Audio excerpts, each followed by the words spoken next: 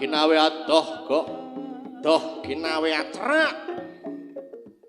ingkang mapan wonten ing kahyangan Jonggring Saloka ya Jonggiri Kailasa ya ing kono papan kahyanganing Sang Hyang Jagat Giripati ya Sang Jagat Pratingkah ya Sang Bathara Guru kadhep anenggih Resi Kaneka putra ya Sang Bathara Nalodra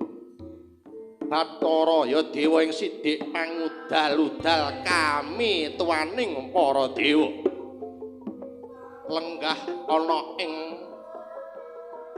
kahyangan kadhep dening sang yaning para Jawata luhur Datan Pantara dangu ngenira wawan pangandikan katungka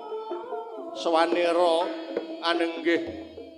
Bathari Umaya Bathari Durga saka ing kahyangan Gandang Mangore beneh lawan padatan ngenira swan akekonyoh gondo amprik wangi minyake minyak serimpi ambune ngebrebet kebake sak pajroning pendhapa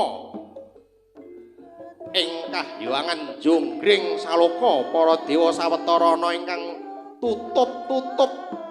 irung mergotan kiat gandaning minyak serimpi ingkang diagem dening Bathari Durga prasasat apa kang dadi pangagemane dikekonyoh diblonyoi minyak serimpi mila gandane lir peri ana ing madyaning pasamuan kaya mangkono wijiling pangandika lamun kawi sing lisan